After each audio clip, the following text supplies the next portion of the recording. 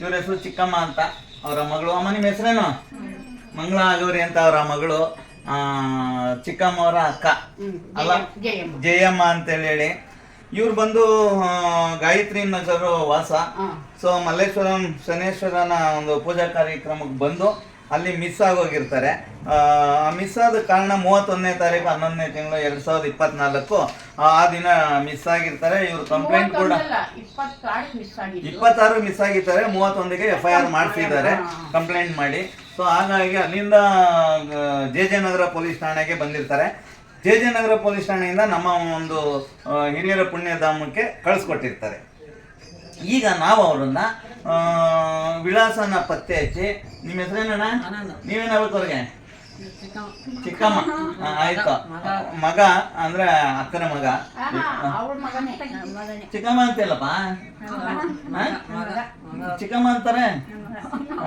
ಇರ್ಲಿ, ವಿಡಿಯೋದಲ್ಲಿ ನಾವು ಜಾಸ್ತಿ ಚರ್ಚೆಗಳನ್ನ ಮಾಡೋದು ಬೇಡ. ಯಾಕಪ್ಪ ಅಂದ್ರೆ ಇವರೆಲ್ಲ ಸ್ವಲ್ಪ ಬುದ್ಧಿಮಾಂದ್ಯ ಮಕ್ಕಳಿದ್ದಾರೆ, ಇವರು ಕೂಡ ಹಾಗೇನೆ. ಹಾಗಾಗಿ ಇವತ್ತಿನ ದಿನ ಮಂಗಳಗೌರಿ ಮತ್ತು ಅವರ ಮಗ, ಅವರ ನಮ್ಮ ಚಿಕ್ಕಮ್ಮವರ ಅಕ್ಕ ಇವರು. ಸೊ ನಿನ್ನೆ ಹೋಗಿ ಪತ್ತೆ ಹಚ್ಚಿದಾಗ ಗಾಯತ್ರಿ ನಗರ ಇವರ ಮನೆ ಇರುತ್ತೆ. ನಾವು ಮಲ್ಲೇಶ್ವರಂ ಹೋಗಿ ಮಲ್ಲೇಶ್ವರಂ ಮೇಲೆಲ್ಲ ಸರ್ಚ್ ಮಾಡಿದಾಗ ಅಂಗಡಿಗಳನ್ನೂ ಸರ್ಚ್ ಮಾಡಿದ್ವಿ. ಅವಾಗ ಇವರ ಒಂದು ವಿಳಾಸ ಸಿಗುತ್ತೆ. ಹಾಗಾಗಿ ನೆನ್ನೆ ಸಿಕ್ಕಿದ ತಕ್ಷಣ ಬಂದು ನಮಗೆ ಸ್ಟೇಷನ್ನಲ್ಲಿ ಇದನ್ನು ಮಾತಾಡಿ ಎಲ್ಲ ಬರವಣಿಗೆ ಮುಖಾಂತರ ಕೊಟ್ಟು ಇವತ್ತು ಕರ್ಕೊಂಡು ಹೋಗ್ತಾ ಇದ್ದಾರೆ. ಇವತ್ತು JJ ನಗರ ಪೊಲೀಸ್ ಠಾಣಾ ಸಿಬ್ಬಂದಿಗಳಿಗೆ ನಾನು ಹೃತ್ಪೂರ್ವಕವಾದ ಧನ್ಯವಾದಗಳನ್ನ ಹೇಳ್ತೀನಿ. ಯಾಕಪ್ಪ ಅಂತ ಅಂದರೆ ರಸ್ತೆನಲ್ಲಿದ್ದರೆ ಈಕೆ ಏನಾಗ್ತಿದ್ರು ಅಂತ ಗೊತ್ತಿಲ್ಲ. ಈ ಒಂದು ಇಂಥ ಪುಣ್ಯಧಾಮಕ್ಕೆ ಅವರು ಕರ್ಕೊಂಬಂದು ಬಿಟ್ಟು ಇವತ್ತು ಅವ್ರ ಕುಟುಂಬಕ್ಕೆ ಸೇರಿಸೋ ಕೆಲಸನ ಅವ್ರು ಕರ್ಕೊಂಬಂದ್ಬಿಟ್ರು ನಾವು ಸೇರಿಸೋ ಕೆಲಸನ ಮಾಡ್ತಾ ಇದ್ದೀವಿ.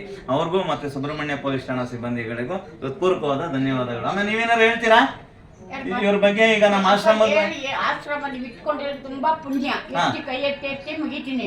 ಆ ಬಾಬರ್ ಆಶೀರ್ವಾದ ನಿಮ್ಗೂ ಚೆನ್ನಾಗಿ ಬೆಳೀಲಿ.